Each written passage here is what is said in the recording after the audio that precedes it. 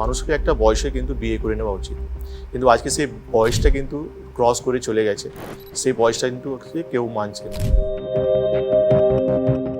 যে একটা ছেলেদের স্পার্ম কাউন্ট কমে যাচ্ছে, তার কিন্তু খান পান লাইফস্টাইল তাকে কিন্তু জানতে হবে। হতে পারে সে অ্যাডিকশন করছে বা স্মোকিং প্রচুর করছে বা স্ট্রেস টেনশন অ্যাংজাইটিতে ভুগছে। এটা শুধু ছেলে না, আজকালকার দিনে মেয়েদের মধ্যেও এটা খুবই রাইট। আপনাকে পুরোপুরি সুস্থ থাকতে হবে, পুরোপুরি হেলদি থাকতে হবে, তখনই কিন্তু আপনি হেলদি বেবিকে এই পৃথিবীতে নিয়ে আসতে পারবেন।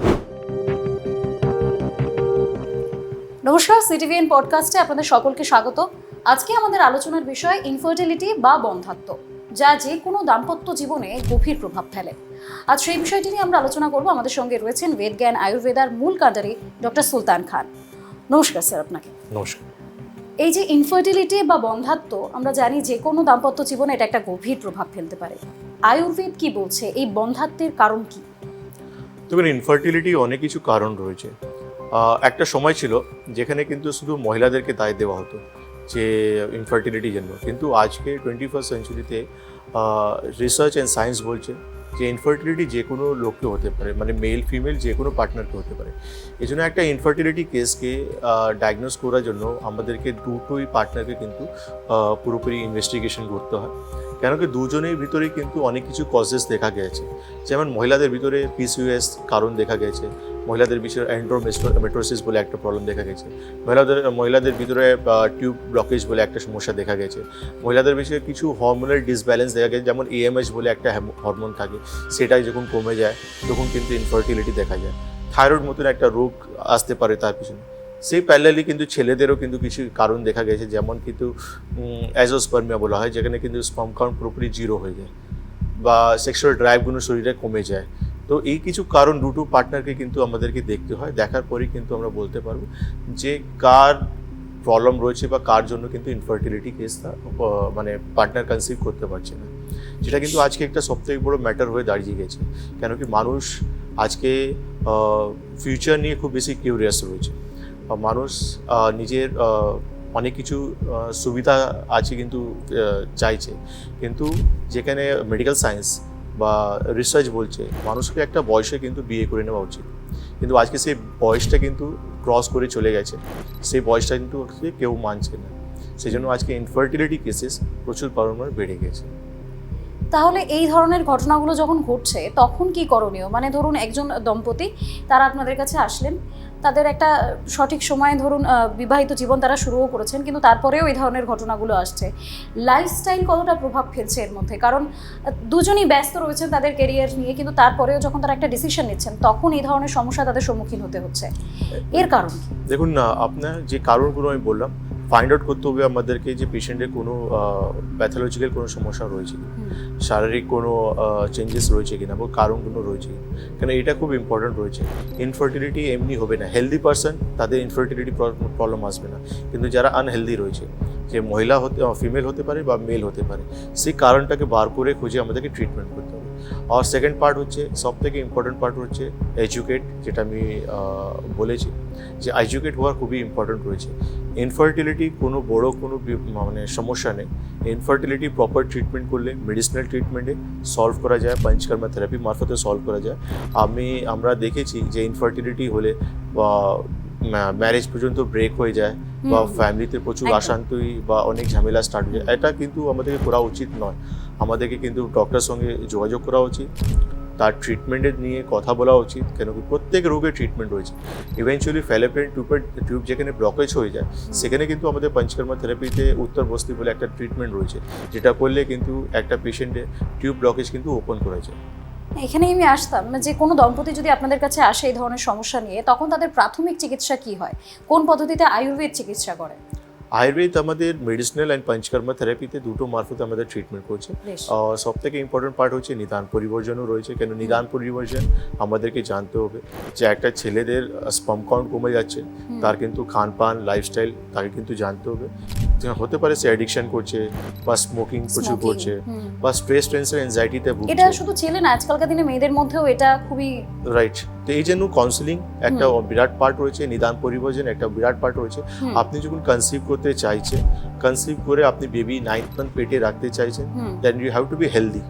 আপনাকে একদম। পুরোপুরি সুস্থ থাকতে হবে, পুরোপুরি হেলদি থাকতে হবে, তখনই কিন্তু আপনি হেলদি বেবিকে আপনি এই পৃথিবীতে নিয়ে আসতে পারেন। তো তার জন্য কিন্তু আপনাকে পুরোপুরি ডক্টরের কথা শুনতে হবে, নিদান পর্যবেক্ষণ, পঞ্চকর্ম থেরাপি অ্যান্ড মেডিসিন মারফতে ট্রিটমেন্ট। এটা তো গেল মানে ওষুধ বা আরও যা যা পদ্ধতি আপনি বললেন, কিন্তু কোনো অস্ত্রোপচার বা এই ধরনের কোনো বিষয় কি রয়েছে আয়ুর্বেদে যেখান থেকে আমরা এই বন্ধ্যাত্বটাকে কাটিয়ে উঠতে পারি? না, এমন কিছু নেই। আমরা যে কোনো রোগের আপনাকে কিন্তু একটা ডক্টরের সঙ্গে মিলতে হবে, ডক্টরের সঙ্গে যোগাযোগ করতে হবে।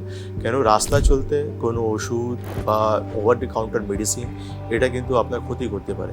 একটা পেশেন্টকে একটা ডক্টরই কিন্তু পুরোপুরি মানে তার ক্লিনিক্যাল ভিউ বা তাকে পুরো হিস্ট্রি নেওয়ার পরে কিন্তু প্রপার ট্রিটমেন্ট দিতে পারে।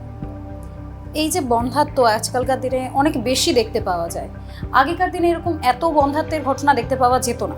এর কারণ কি শুধুই লাইফস্টাইল, খাওয়া দাওয়া, নাকি এর পিছনে অন্য অনেক কারণ রয়েছে? এজ একটা সবথেকে বড় ফ্যাক্টর হয়ে গেছে, এজ সবথেকে বড় ফ্যাক্টর হয়ে গেছে। সেকেন্ড, তারপর হচ্ছে স্ট্রেস, টেনশন, অ্যাংজাইটি সবথেকে বড় জিনিস রয়েছে। তারপর হচ্ছে কিছু মানুষ রয়েছে যারা ওভারওয়েট, ওবেসিটি রয়েছে, তার জন্য কিন্তু প্রবলেমটা আসছে। অনেক পেশেন্ট রয়েছে যারা কিন্তু অনেক অ্যাডিকশন করছে, তাদের জন্য কিন্তু এই প্রবলেমগুলো দেখা যাচ্ছে। তো কারণ কিছু রয়েছে, এই জন্য আমরা বলি যে এজ অনেক বড় ফ্যাক্টর রয়েছে। সময়তে বিয়ে করে নিলে আপনি কনসিভ ইজিলি করতে পারবেন, কিন্তু একটা বয়স যখন আপনি ক্রস করে যাচ্ছেন, আপনার শরীরে প্রত্যেক প্যারামিটারগুলো কিন্তু কমে যাচ্ছে। একটা ছেলে কিন্তু স্পার্ম কাউন্ট কমছে, একটা মহিলাও কিন্তু তার এএমএইচ লেভেল বা এগ সিগ্রেশন যেটা রয়েছে সেটাও কিন্তু কমে যাচ্ছে। তো ন্যাচুরালি একটা ইনফার্টিলিটি হওয়ার চান্সেস কিন্তু থাকবে। আচ্ছা, তাহলে এই বয়স কাউন্টটা কিভাবে বোঝা যাবে? মানে একজন ছেলের ক্ষেত্রে সেই বয়স কত বা মহিলার ক্ষেত্রে সেই বয়স কত?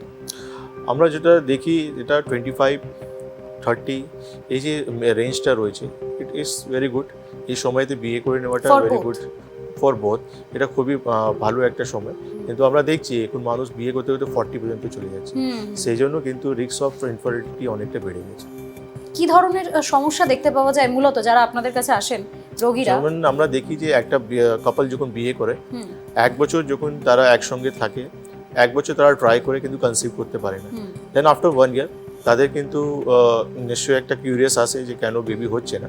সেখানে কিন্তু আমরা দেখি পেশেন্টের অনেক পেশেন্ট থাকে, ফিমেল পেশেন্ট থাকে, তাদের কিন্তু মেনস্ট্রুয়াল সাইকেলে আমরা দেখি যে অনেকটা চেঞ্জেস চলে আসে, ক্লিয়ার হচ্ছে না বা মাসে 2বার হয়ে যাচ্ছে বা প্রচুর ব্লিডিং হচ্ছে।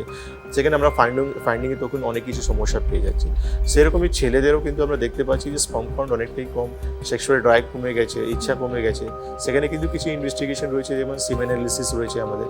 আমরা যখন করি তখন আমরা দেখতে পারি যে পেশেন্টের স্পার্ম কাউন্ট কতটা রয়েছে, তার কোয়ালিটি কোয়ান্টিটি কতটা রয়েছে। প্যারালি মহিলাদেরকে আমরা কিছু সিটিস, ইউএসজি রিপোর্ট বা তার হরমোনাল যে ব্লাড ইনভেস্টিগেশনগুলো রয়েছে, সেসব পরীক্ষা করলে আমরা কিন্তু একটা জানতে পারি যে পেশেন্টের শারীরিক কী কী সমস্যাতে আক্রান্ত রয়েছে। তো সেই সব মিলিয়ে কিন্তু একটা ফাইনাল ডায়াগনোসিসে আমরা আসি, তারপর ট্রিটমেন্ট করলে রেজাল্টগুলো দেওয়া যায়।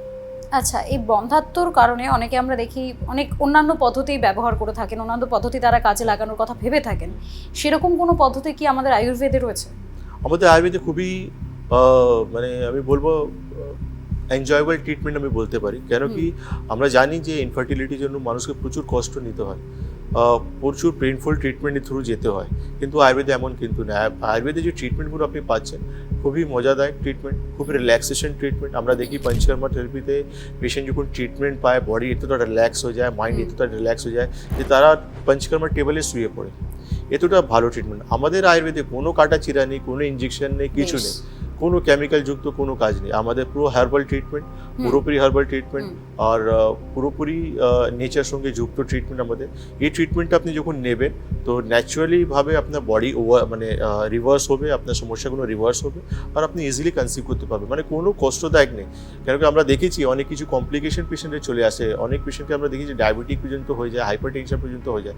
কেন কি আপনি একটা প্রসেসে যাচ্ছেন, যখন আপনি কনসিভ করতে পারলেন না, নেগেটিভ হয়ে গেলেন, সেখানে কিন্তু পেশেন্ট অনেক ট্রমাতে চলে যায়।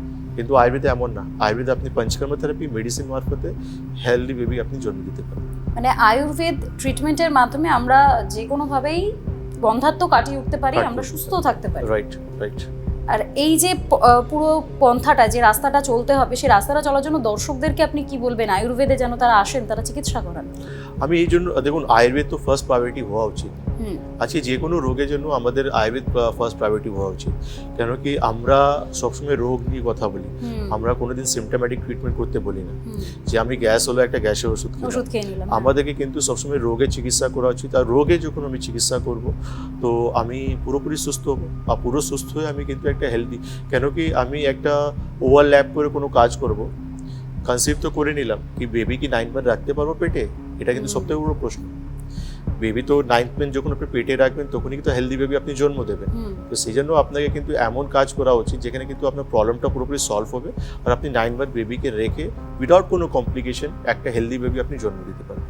তো এই জন্য সব থেকে বেস্ট ট্রিটমেন্ট হচ্ছে আয়ুর্বেদ। আয়ুর্বেদ, অর্থাৎ বন্ধাত্বেতেও আমাদের আয়ুর্বেদ সব থেকে বেস্ট ট্রিটমেন্ট। ডক্টর তাই বলছেন, আপনারা আসুন, চিকিৎসা নিন, সুস্থ থাকুন।